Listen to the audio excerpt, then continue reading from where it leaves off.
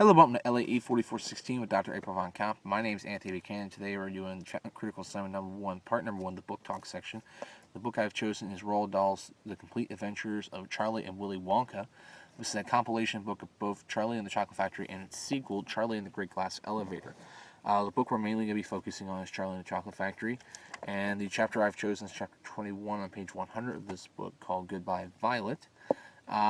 I consider it a fourth grade text. I can't remember when I read it back in third, fourth, or fifth grade, so I kind of split the difference. Has very good, text and sight words for students to have to be able to define and understand. Has very good characterization, dramatization, and even foreshadowing in this book. Also has some very interesting concepts for students to have to be able to understand at a fourth grade level. And it was just a fun book. I mean, nothing much I really else to say about it besides the fact it was a fun book that I enjoyed back when I was in school. So we are going to go ahead and get started here in 5, 4, 3, 2, 1.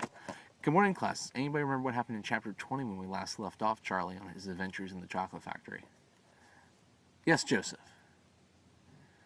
Very good. They are now in the inventing room of Willy Wonka's factory. Now, does anybody remember what happened when we last left off? Yes, Ronald. Mr. Wonka did produce a new piece of gum. Now, who in this story likes to chew gum? Yes, you're right, Violet. Violet Beauregarde does. Now, who here likes to chew gum in my class? I can see a couple of you do. I hope you're not chewing it now. Very good. Alrighty then, now let's go ahead and get started. This gum, Mr. Wonka went on, is my latest and my greatest, my most fascinating invention. It's a chewing gum meal. It's that tiny little strip of gum lying there. It's a whole 3-course dinner all by itself. What sort of nonsense is this? Said one of the fathers. My dear sir, cried Mr. Wonka, when I start selling this gum in the shops, it'll change everything.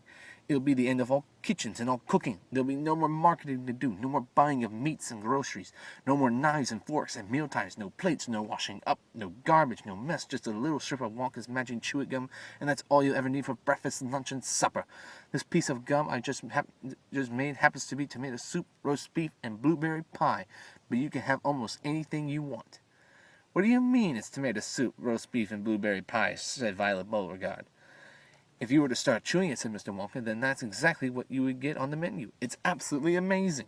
You can actually feel the food going down your throat into your tummy, and you can taste it perfectly, and it fills you up. It satisfies you. It's terrific. It's utterly impossible, said Veruca Salt. Just as long as it's gum, shouted Violet Beauregarde. Just as long as it's a piece of gum and I can chew it, then that's for me. And quickly she took her own world record piece of chewing gum out of her mouth and stuck it behind her left ear. Come on, Mr. Wonka, she said. Hand over the magic gum of yours, and we'll see if that thing works. Now, Violet, said Miss Beauregarde, her mother, don't let's do anything silly, Violet. I want the gum, Violet said substantially. What's so silly? I would rather you didn't take it, Mr. Wonka told her gently. You see, I haven't got it quite right yet. There are still 1 or 2 things. Oh, to heck with that, said Violet, and suddenly, before Mr. Wonka could stop her, she shot her fat hand and grabbed the stick of gum out of the little drawer and popped it in her mouth. At once, her huge, well-trained jaws started chewing away on it like a pair of tongs. Now then, let's go ahead and pause here for just a moment here. What do you think is going to be happening next? Yes. Possibly something bad happening to Violet? Maybe. We'll see what happens here. Who thinks that this was actually going to go well for Violet? I don't see a lot of hands. Have you guys watched the movies yet already? Willy Wonka and Charlie and the Chocolate Factory? A couple of you have, I see. Was it the Willy Wonka and the Chocolate Factory or Charlie and the Chocolate Factory? Charlie? Okay. How do you think the movie and the book compare? Are they the same? Are they different? Pretty much the same? Yeah, there's a little bit the same, maybe a couple bits and pieces left out. I remember personally watching the old one, the Willy Wonka movie. It's a little bit different from the book. There's different elements that aren't in this book, like say there was a character in there named Slugworth, a competing chocolate inventor. There was the Chocolate River scene was completely different, kind of actually scary instead of just a thrilling boat ride. But we'll see what happens here. Let's find out what happens. Don't, said Mr. Wonka. Fabulous, shouted Violet. It's tomato soup. It's hot and creamy and delicious. I can feel it running down my throat. Stop, said Mr. Wonka. The gum isn't ready yet. It's not right. Of course it's right, said Violet. It's working beautifully. Oh my, what lovely soup this is. Spit it out, said Mr. Wonka. It's changing, shouted Violet, chewing and grinning both at the same time. The second course is coming up. It's roast beef. It's tender and juicy. Oh boy, what a flavor. The baked potato is marvelous, too. It's got a crispy skin and it's all filled with butter inside. But how interesting, Violet, said Miss Beauregard. You are a clever girl. Keep chewing, kiddo, said Mr. Beauregard. Keep on chewing, baby. This is a great day for the Beauregards. Our little girl's the first person in the world to have a chewing gum meal. Everybody was watching Violet Beauregard as she stood there chewing the extraordinary gum. Little Charlie Bucket was staring at her absolutely spellbound, watching her huge rubbery lips as they pressed and unpressed with the chewing, and Grandpa Joe stood beside him gaping at the girl. Mr. Wonka was wrenching his hands and saying, No, no, no, no, no. It isn't ready for eating. It isn't right. You mustn't do it. Blueberry pie and cream, shouted Violet. Here it comes. Oh my, it's perfect. It's beautiful. It's exactly as I thought, as though I'm swallowing it. It's as though I'm chewing and swallowing great big spoonfuls of the most marvelous blueberry pie in the world. Good heavens, girl, shrieked Miss Beauregard suddenly, staring at Violet. What's happening to your nose? Oh, be quiet, Mother, and let me finish, said Violet. It's turning blue, screamed Miss Beauregard. Your nose is turning blue as a blueberry. Your mother is right, shouted Mr. Beauregard. Your whole nose is going purple. What do you mean, Violet, still chewing away? Your cheeks, screamed Miss Beauregard. They're turning blue as well. So is your chin. Your whole face is turning blue. Spit that gum out at once, ordered Mr. Beauregard. Mercy save us, said Miss Beauregard.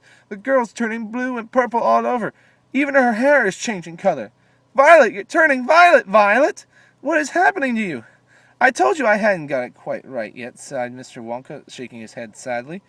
I'll say you haven't, cried Miss Beauregard. Just look at the girl now. Everybody was staring at Violet, and what a terrible, peculiar sight she was. Her face and hands and legs and neck, in fact, the skin all over her body as well, and a great big mop of curly hair had turned a brilliant purplish blue, the color of blueberry juice. It's always gone wrong when it comes to the dessert, sighed Mr. Wonka. It's a blueberry pie that doesn't. But I'll get it right one day. You wait and see. Violet, screamed Miss Beauregard. You're swelling up. I feel sick, said Violet. You're swelling up, screamed Miss Beauregard again. I feel most peculiar, gasped Violet. I'm not surprised, said Mr. Beauregard. Good heavens, girl, screeched Miss Beauregard. You're blowing up like a balloon. Like a blueberry, said Mr. Wonka. Call a doctor, shouted Mr. Beauregard. Prick her with a pin, said one of the fathers. Save her, cried Miss Beauregard, wrenching her hands. But there was no saving her now. Her body was swelling up and changing shape at such a rate within a minute it had turned into nothing less than an enormous round blue ball. A gigantic blueberry, in fact. And with all that remained of Violet herself was a tiny pair of legs and a tiny pair of arms sticking out from a great round fruit like a little head on top. It always happens like that, sighed Mr. Wonka.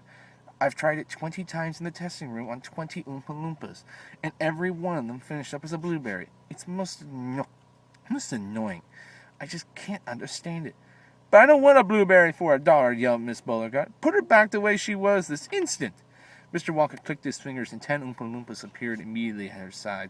Roll Miss Beauregard into the boat, he said to them, and take her along to the juicing room at once. The juicing room? Cried Miss Beauregard. What are you going to do to her there? Squeeze her, said Mr. Wonka. We've got to squeeze the juice out of her immediately. After that, we'll just have to see how she comes out. But don't worry, my dear Miss Beauregard. We'll get her repaired as if it's the last thing we do. I am sorry about it. I really am. Now, does anybody want to see an image of what she looks like and how big Violet gets? Yeah? All right. There you go. There's Violet. All big and round and purple and blue. Already the 10 Oompa Loompas were rolling the enormous blueberry across the floor in the inventing room towards the door that led to the chocolate river where the boat was waiting. Mr. and Mrs. Beauregard hurried after them. The rest of the party, including Charlie Bucket and Grandpa Joe, stood absolutely still and watched them go. Listen, whispered Charlie. Listen, Grandpa. The Oompa Loompas in the boat outside are starting to sing. The voices of 100 of them singing together came loud and clear into the room. Dear friends, we surely all agree there's almost nothing worse to see than some repulsive little bum who's always chewing gum. It's very near as bad as those who sit around and pick their nose. So please believe us when we say the chewing gum will never pay. That sticky habit bound to send the chewer to a sticky end. Did any of you ever know a person called Miss Bigelow? This dreadful woman said no wrong in chewing all day long. She chewed while bathing in the tub. She chewed while dancing at her club. She chewed in church and on the bus. It really was quite ludicrous. But when she couldn't find her gum, she'd chew up the linoleum, or anything that happened near a pair of boots, the postman's ear, or other people's underclothes. And once she chewed her boyfriend's nose, she went on chewing till at last her chewing muscles grew so vast that from her face a giant chin stuck out just like a violin. For years and years she chewed away, consuming 50 packs a day, until one summer's eve, alas, a horrid business came to pass. Miss Bigelow went late to bed. For half an hour she lay and read, chewing and chewing all the while like some giant clockwork crocodile. At last she put her gum away upon a special little tray, and settled back and went to sleep. She managed this by counting sheep. But now, how strange, although she slept, those massive jaws of hers still kept on chewing and chewing through the night, even with nothing there to bite. There were, you see, in such a groove, they positively had to move. And very grim, and it was to hear in pitch darkness, loud and clear, the sleeping woman's great big trap, opening, shutting, snap, snap, snap, faster and faster, chop, chop, chop. The noise went on, it wouldn't stop, until at last her jaws decided to pause and open extra wide, and with that the most tremendous chew that they bit the lady's tongue in two. Thereafter, just from chewing gum, Miss Bigelow was always dumb, and after her life shut up in some disgusting sanatorium. And that is why we'll try so hard to save Miss Violet Beauregard from suffering an equal fate. She's still quite young. It's not too late. Provided she survives the cure, we hope she does. We can't be sure. Now, you guys enjoyed that class? Yes, very good. Alrighty then, let's go ahead and get started on our next assignment.